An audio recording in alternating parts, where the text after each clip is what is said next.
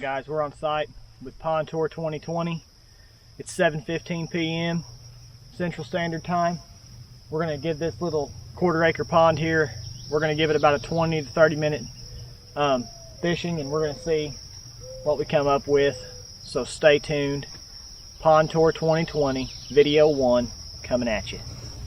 Let's throw a little top water bait on, see what happens. And there I go again, biting the line off.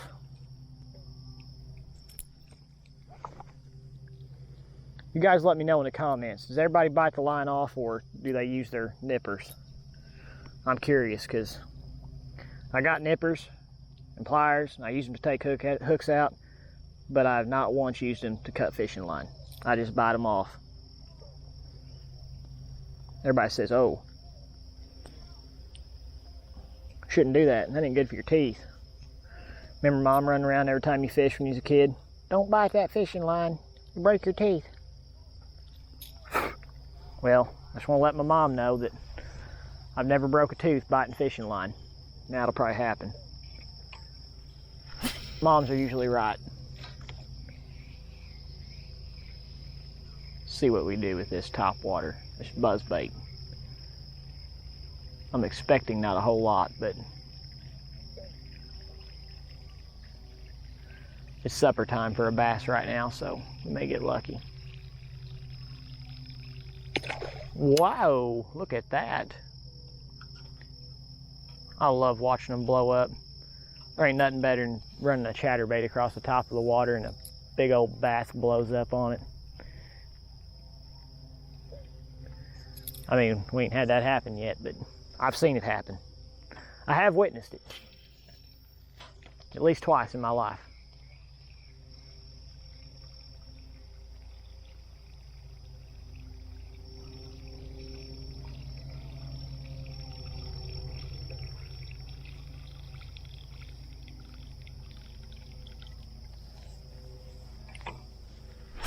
I just like watching the water explode.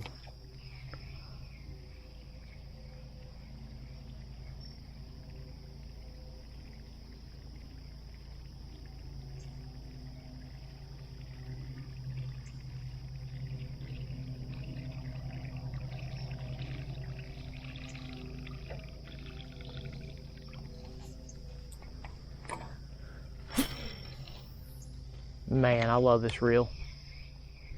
The more I use it, the more I like it.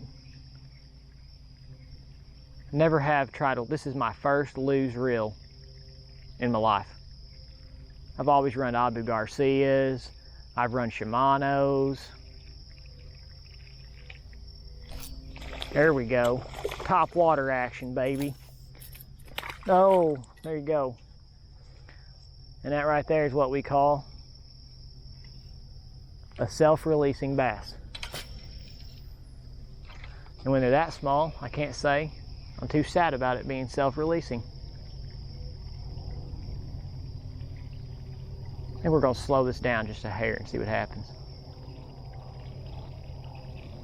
I don't know if you can tell on camera if I slowed it down, but I'm trying to slow it down.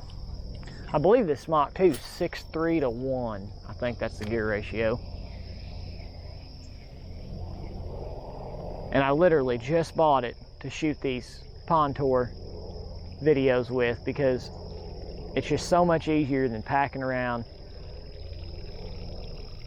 that bait caster. And generally on these ponds, any pond I fish, when they're this small, quarter acre or so, that's just too much rod and reel. It's unnecessary.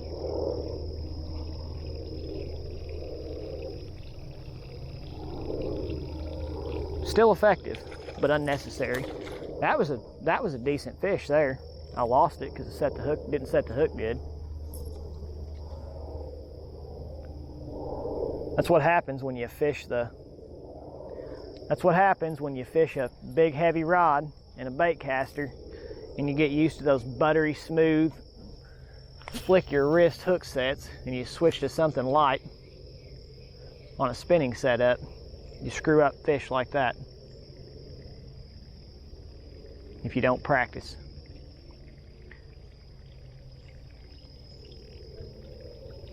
But that's okay. That's part of it. There's another blow up. I think we may end up running a decent one out of here before I get this camera shut off.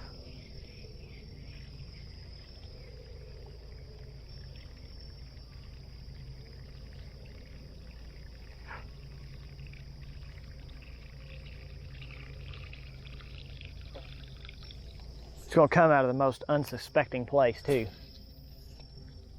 Like here. I think that's money. That's money. I don't know how big it is yet or if it's going to stay on there, but well, it's not too bad. It's a fish and we'll take it because it's a fish. Another dink. I'm having a blast catching these dinks. Let me get right back in there again. Right there. Oh wow, we may have a decent one. Maybe not. I thought that fish was a whole lot bigger than what it felt. But it ain't. Blow up on the cast. Right there in that tree line. That spot looked kind of promising when I showed up here, but had to have time to get used to that new rod and reel before I was brave enough to stick them back in there, because that hole ain't very big. That hole right there.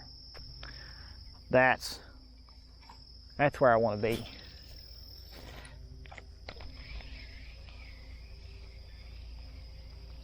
I will say one thing, this rod and reel, the more I get used to it, it's like a laser guided missile. You can pretty much put it wherever you want. Super easy. Just aim, pull trigger. Right there.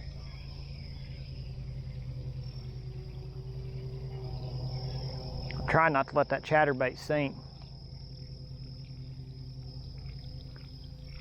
When I throw it back there on that bank, and lure's literally got to go right underneath that limb to get it back in there far enough. Got to be super careful and then get it up out of the water quickly. Fish. Man, they're hitting it hard back there. They're still not very big, but they're hitting it hard. Look at that.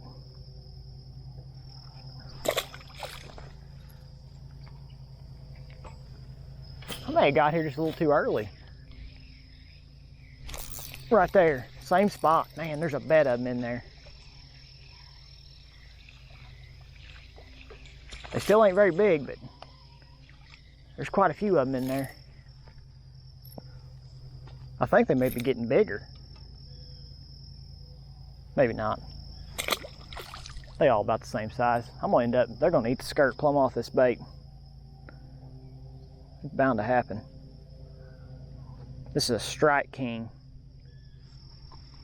I don't know what color. I ain't skilled enough to remember what color I bought, but that's a Strike King chatterbait. Little bitty one. For a little bitty fish.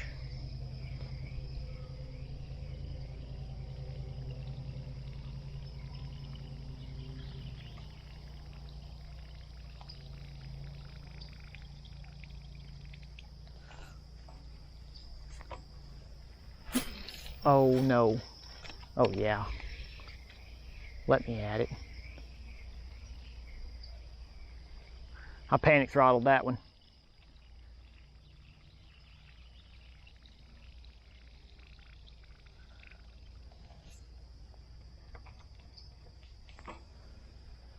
See if I can not panic throttle this one.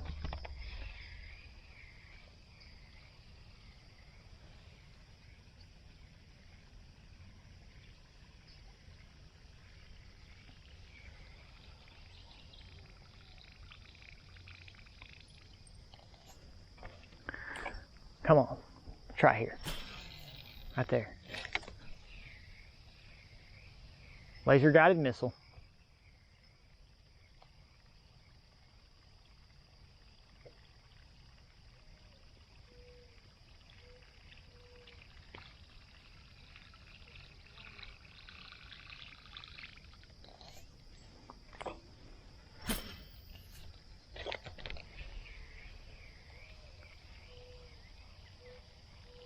I think they may be done.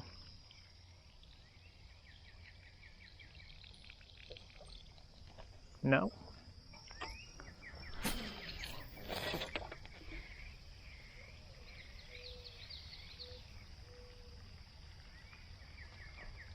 Maybe not. I'm past my 20-minute time limit. I said 20 to 30 minutes. What I really meant was an hour and 20 or 30 minutes. Because fishing's like the worst addiction you can have ever. And the sporting goods store knows it. That's why everything keeps getting higher. Because they know I'm going to buy it.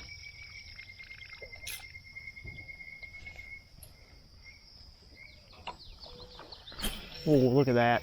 Still feeding. Still feeding on top too.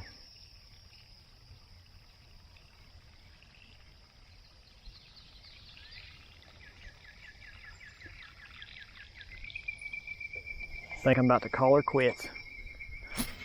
One more laser guided cast.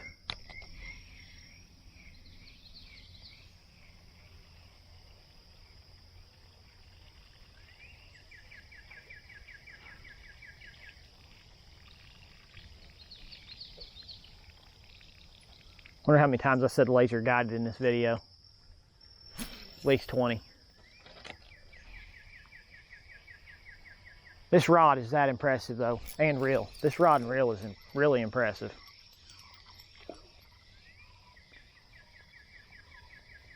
Well, it ain't very big, but it's fish.